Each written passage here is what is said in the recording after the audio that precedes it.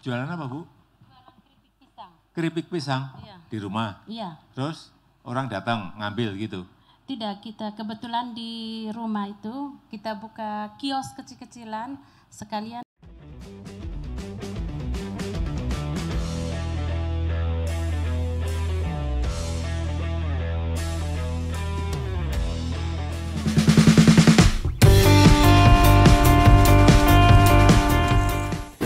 Presiden Joko Widodo bertolak menuju Provinsi Nusa Tenggara Timur dalam rangka kunjungan kerja pada Kamis 1 Oktober 2020. Kepala negara bersama rombongan terbatas lepas landas menuju Kabupaten Manggarai Barat dengan pesawat kepresidenan Indonesia melalui pangkalan TNI AU Halim Perdana Kusuma sekira pukul 9.15 waktu Indonesia Barat. Setibanya di Bandar Udara Komodo, Kabupaten Manggarai Barat, setelah menempuh kurang lebih 2 jam perjalanan, Presiden kemudian menuju Kampung Ujung dan kawasan Batu Cermin untuk melakukan peninjauan. Selepas itu, Kepala Negara diagendakan untuk turut meninjau kelanjutan proyek pembangunan Terminal Multifungsi Labuan Bajo. Terminal tersebut sebelumnya pernah ditinjau oleh Presiden pada tanggal 20 Januari 2020. Di tempat yang sama, Presiden Joko Widodo juga memberikan bantuan modal kerja kepada para pelaku usaha mikro dan kecil. Selepas acara penyerahan bantuan modal kerja, Presiden dan rombongan terbatas akan langsung menuju Bandara Komodo untuk bertolak kembali menuju Jakarta.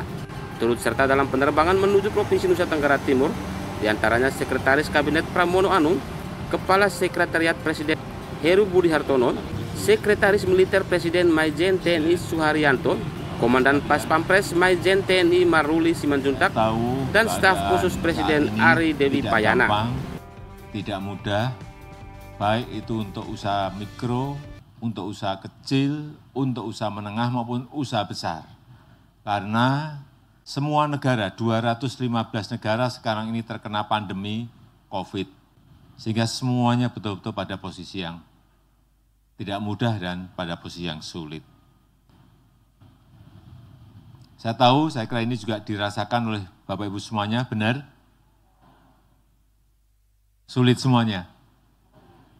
Ya, sama. Setiap saya datang ke kota, saya mengumpulkan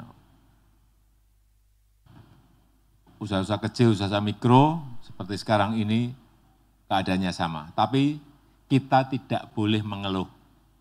Kita tidak boleh menyerah. Kita harus tetap semangat. Jangan sampai semangat kerja kita jadi kendor. Posisi seperti ini justru semangat kerjanya ditingkatkan. Sehingga nanti pada saat kondisi sudah normal, kita siap memasuki dunia normal kembali. Semuanya tidak mudah. Negara besar, negara sedang dan negara berkembang, negara kecil, semuanya terkena masalah yang sama. Ini usahanya apa? Ada yang usaha di rumah? Usaha rumahan ada? Mana? Atau yang buka warung ada? Buka warung. Ada yang pedagang kaki lima? Enggak ada. Kalau di Jakarta yang banyak, saya ketemu pedagang kaki lima. Tapi di sini saya lihat kelasnya di atas itu. Yang pedagang rumahan mana tadi? Ibu jualan apa? Jualan apa, Bu? Jualan keripik pisang. Keripik pisang. Sebelum COVID-19 itu, dari hasil semuanya itu mulai dari gorengan dengan keripik itu bisa sampai 150 satu hari. Tapi setelah itu COVID, keuntungan atau omset? tidak, Omset itu kok jualannya bisa mencapai itu gitu? Atau keuntungan itu? jarang juga saya terlalu pikirkan, yang penting ada untung sedikit untuk membiayai Untungnya kebutuhan berapa sehari. sehari udah untungnya? Kira-kira 70 ribu Oh, bersihnya. 70.000. Itu kalau normal. Tidak, setelah COVID. Sekarang, Ya, setelah COVID, kalau ya. normal berapa? Lumayan bisa sampai 150 per hari. Oh, berarti bersih. separuh. Iya. Ya, tapi kalau masih ada keuntungan dalam situasi sulit seperti ini tetap patut kita syukuri. Iya. Usaha gede-gede aja banyak yang tutup. Usaha menengah juga banyak yang tutup. PHK. Sehingga kalau masih ada keuntungan, Seperti yang Ibu sampaikan tadi, patut kita syukuri. Berapapun, tapi jangan sampai usaha kita ini tutup. Iya. Kalau sudah tutup itu mulai lagi sulit, keadaan dah normal itu startnya sangat sulit. Oleh sebab itu pertahankan, bekerja keras, pertahankan. Keuntungan tipis nggak apa-apa, pertahan sampai keadaan nanti normal kembali. Kapan keadaan normal itu? Pada saat kita mulai vaksinasi. Sudah mulai disuntik vaksin, nah mulai keadaan menuju ke normal. Pariwisata hidup lagi, hotel-hotel penuh lagi. Kemudian ya, toko-toko ibu-ibu akan mulai kedatangan pembeli sebanyak pada saat sebelum kita pandemi atau mungkin lebih baik. Keadaannya akan seperti itu. Jadi sekali lagi, betul-betul pertahankan usaha yang sudah ada, jangan sampai tutup. Ini total modal berapa sih Bu? Kalau untuk buat roti, tadi gorengan, keripik itu berapa?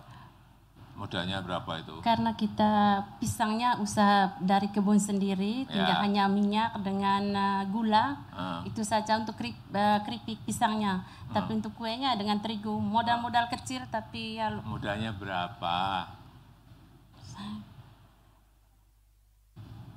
Kira-kira satu hari itu, misalnya untuk kue saya biasa modal itu 50.000 atau 60, tapi untungnya 50 bisa juga sampai. Gitu. Ya. Hanya 50.000. Keripik yang agak lambat karena orang lebat dulu baru membeli. Ini tadi pada bawa amplopnya sudah tahu belum isinya? Sudah? Belum dibuka. Sudah diberitahu isinya? Sudah. Iya. Oh ya.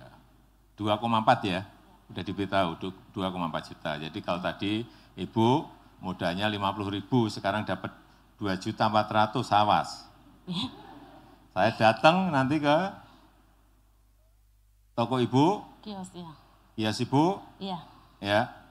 Nanti harus sudah dagangannya lebih banyak. Itu jangan sampai dipakai untuk beli handphone. Awas, hati-hati. Ini untuk judulnya sudah bantuan modal kerja, untuk modal kerja. Bukan untuk hal-hal yang konsumtif, beli handphone atau nyicil sepeda motor. Kapan saya bisa mampir ke tempat Bapak Ibu sekalian untuk melihat, oh usahanya sudah berkembang lebih baik, itu yang kita inginkan. Dari yang mikro bisa menjadi kecil, dari yang kecil bisa menjadi menengah, itu yang kita harapkan. Saya rasa itu yang bisa saya sampaikan pada kesempatan yang baik ini. Selamat bekerja keras, semoga nanti di awal tahun depan kita sudah mulai vaksinasi, sehingga keadaan mulai kembali normal. Ya. Doa kita semuanya. Terima kasih. Terima kasih. Wassalamualaikum warahmatullahi wabarakatuh.